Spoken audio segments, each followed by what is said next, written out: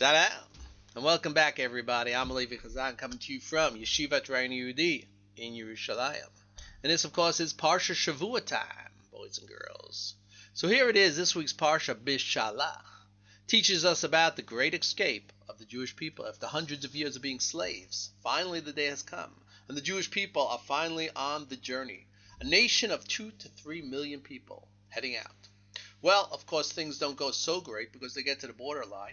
And there before them is the sea, and in back of them, the mighty Egyptian army coming on strong, 600 metal chariots of warriors. Well, what do the Jews do? They pray, and God delivers them and sends them a wonderful miracle, and the Red Sea splits open in half, and the Jewish people descend on the other side, surviving, witnessing a tremendous salvation that day. Not so for the Egyptians. For them, it was probably a bad hair day, oh yes, to say the least. The Egyptian army, the mighty Egyptian army, go down to defeat, all drowned in the sea. The Jewish people immerse on the other side, and of course they have a great salvation. And the first thing that a good Jew does when he sees a great miracle and sees the downfall of his enemies, he praises God, he sings songs to the Master of the universe. Az Yashir Moshe U'Bnei Yisrael. Then the Jewish people sang songs of salvation, of this great miracle that occurred, and they were saved, and the Egyptian army was drowned to defeat. Well, the question that arises here, and that many people, scholarly rabbis, talk about, is that how are we supposed to talk about this idea that the Jewish people on one hand have survived, everyone's happy about that. Should we be singing song and praises over the downfall of our enemies? Is that a nice thing to do?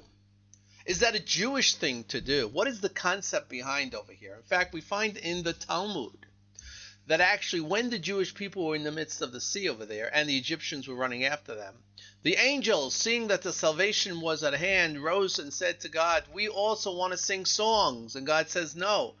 Ma'aseh yadai tovim bayam. My handiwork is drowning in the sea. Seems to see that the Egyptians are drowning in the sea. They're also God's handiwork. There's really no joy over here. He didn't permit the angels to sing a song. So in spite of the fact that we were saved, maybe we shouldn't be singing about it. Maybe we shouldn't be so overly happy about it. Maybe there should be a sad side about it, that the Egyptians also died.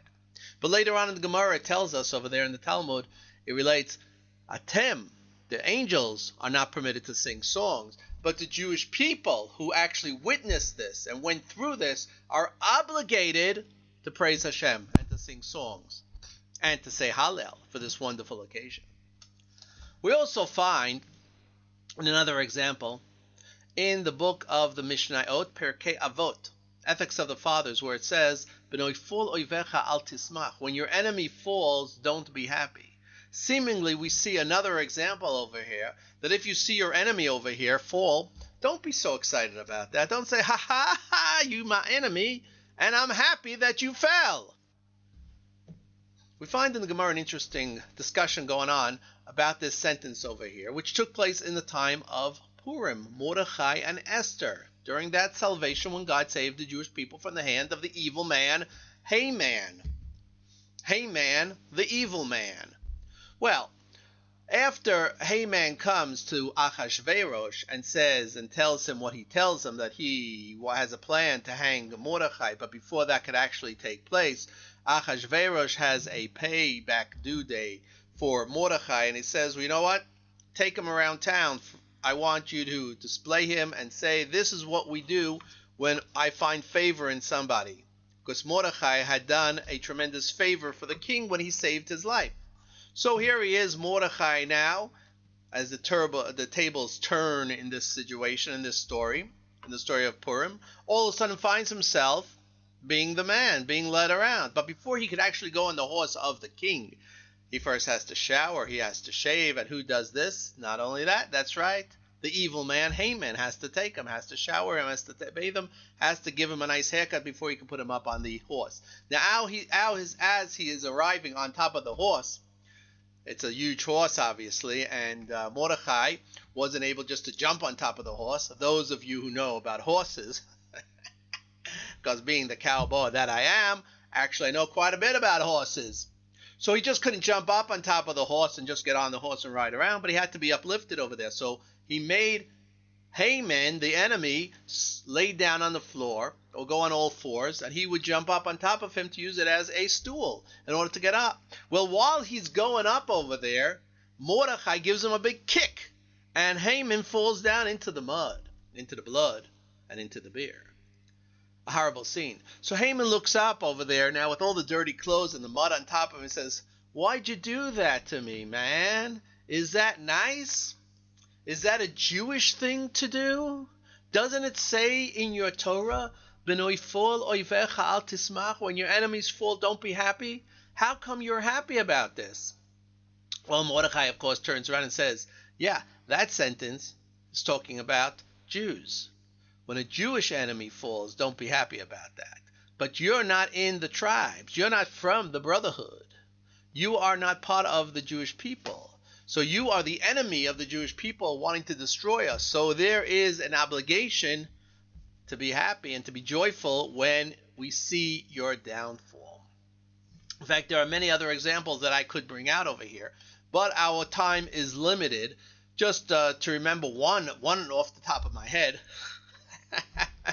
off the top of my head over here, reminds me of a story of what was called Yom Nicanor. Yom Nicanor was a celebrated day in the Jewish calendar, which took place on Yud Gimel Adar, the 13th of Adar, which is also coming along during Purim time.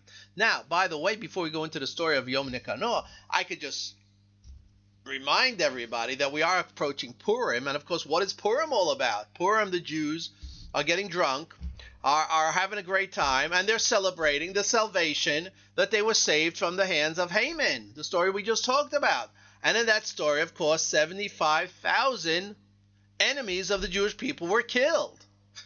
And the Jews are out there getting drunk and celebrating this great simcha. So we see over here that there is an obligation upon the Jewish people to be happy and to celebrate at the downfall of the Jewish people. Now getting back to the story over here, Yom Nicanor, what was that all about? So the Talmud teaches us that in the days of the Greeks, when the Greeks ruled this area over here, and we were under their thumb, and of course the Jews were trying to hold up for their independence during the time of the Maccabees, there was a Greek general, and his name was Nicanor. Every day he would go out opposite Yerushalayim, stand on the hills and proclaim, "When will this city be given over to me? When will I be able to take this city and to destroy it and to destroy the Beis Hamikdash?" This evil man had evil plans.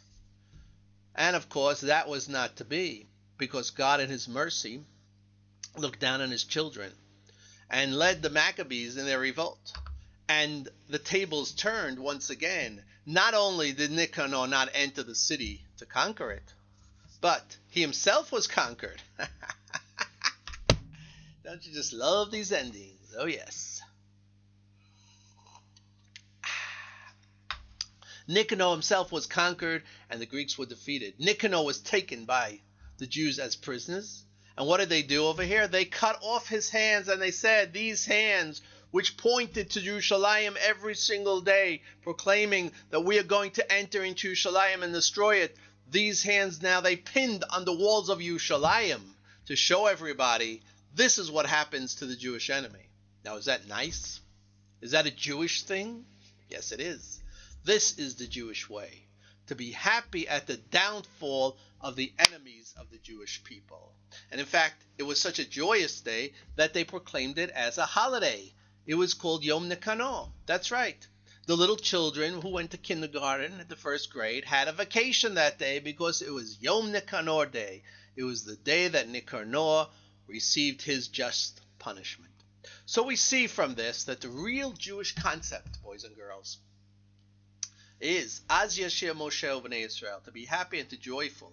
In fact, if you look deeply into the sentences which talk about over here this song that the Jews praised when they came out of the Red Sea, it talks about Sus v'Rachavo, Chavu v'Yam. It talks about the horses and the chariots and the riders and the officers all being dunked into the sea, being lifted up, being killed. It talks about all the different details over there, telling us all about what exactly happened. It's not just something global. It says, oh, we were saved, salvation, thank you. No, but it talks about all the little details of how the drivers were killed, how the Egyptians drowned in the sea over there. Everything was talked about. Nothing was left for sale, because this is the Jewish way. Don't let anyone tell you anything different. Don't let your local rabbi tell you it's a different type of story, that we're upset. There's no such thing like that. In Judaism, you are happy when the enemies who try to kill you are killed. There is reason for joy. I'm Levi Chazan. Until next time, Parsha Shavua from somewhere in Yerushalayim.